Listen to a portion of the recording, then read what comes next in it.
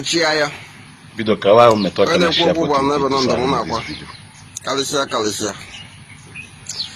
Tag ya no mafuta fancha. Ewotago officer yon ministry tag ya na ka obia. Oji anonwa di okemba. For over 2 days now ka ogini ka eji Ijele. Nobody have come out for it. But yen na nya about 3 days. Ke release ya Ijele. Agafe 3 days mpetempi ya kwanda aka ma adawi ya. Ekwu melon man ekwu anu imelon nti. Ana na ndebodi nke emile ka ọ bụ. Anya na-apụta n'ọgbọ kwada ọ na-enwe ebe na-eme n'ihu ka na-abụ oke enwe ada abụ oke enwe n'azụ iwe eme abụ odogwu na odogwu abụrụ n'okwu ọnụ ka ọ na-ada abụba odogwu a na-amụrụkwanụ dịka aka ife a na-enye ọfụchara fancha ọzara minutes 2 hours agafe 2 hours aka m adọrọzi ya si Bobble Igbo ekene m ụnụ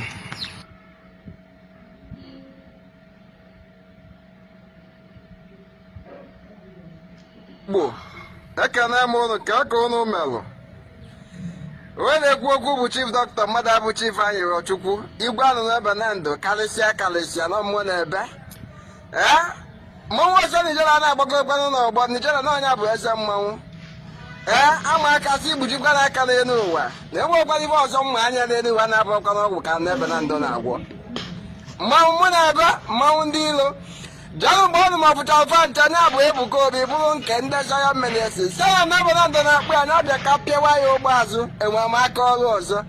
Owebe nna ala kasiri m ike. Na-abụrụ ọ bụ na agwa gị na ya nere eme gị na-apịawa gị ụgbọ azụ ozugbo. Saya na bụ na ndụ na-akpọ ya ka ọ bịa n'ụbọchị tata anụnwa. Ihe na-ekwu n'ụbọchị tata bụ onye a na-akpọ Futa Fanta.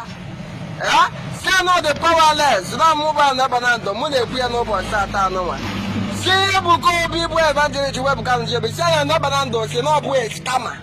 If on a low 419. Open no my power. Now use that power to arrest me. Now use that power to fight me.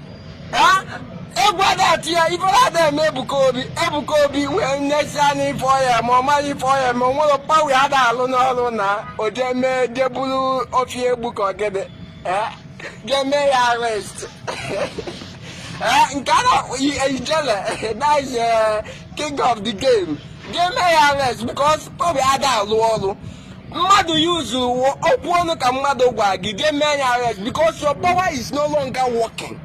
If your power is working, use that your power and fight me and Lebanon. Can destroy that whole Zion.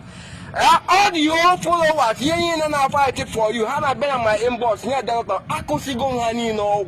I'm telling you about how. Are you getting me? That's powerful for you because if you are claiming to be strong and powerful, you have to do something.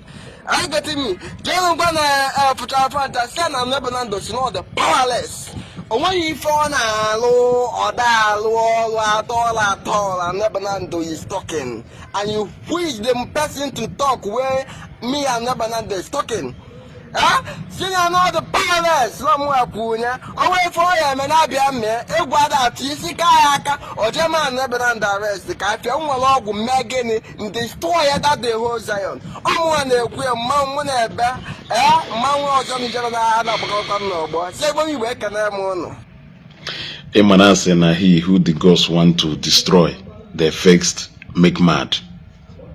He who the gods wants to destroy, they first make mad. Or would the case of Anonwe Benanando. Iwatago.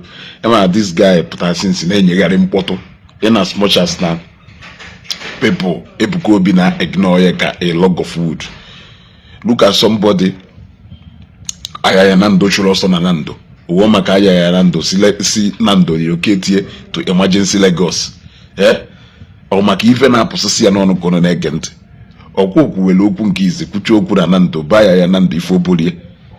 Akpọ ya na obi ebe ụmụnna na ndị ọzọ nọ ọnọrọ ebe ahụ gagharị ya si na atọfia ka o ji wee kwue ọnụ ọmụma kwue mechakwa wee sikwa na Ndo wee gbafere wee gbana Lagos na aya ya na Ndo chọrọ igbue na aya na Ndo ogbu mmadụ ka ọwụ oluo Lagos gbarụ jee Zion ndị Zion nabata nye ya ego nye ya ife niile nye ya nri orie agụ apụ gwuo ya ịghọtago jọsọ Ebuka Obi mekwara ife ọ na-ada emelu ndị mmadụ ọ pụtasị n'ogburu n'ojegwu ndị n'ojegwu Ebuka Obi wayo ka ọgụnụ ka o kwuru n'ojegwu Ebuka Obi wayo ịghọtago. Since that time ndị Zion ignore ya ọ kapụtakwa still now. Look at onye na-enye 72 hours ọ na 72 hours agabo since o ji wee mee this video.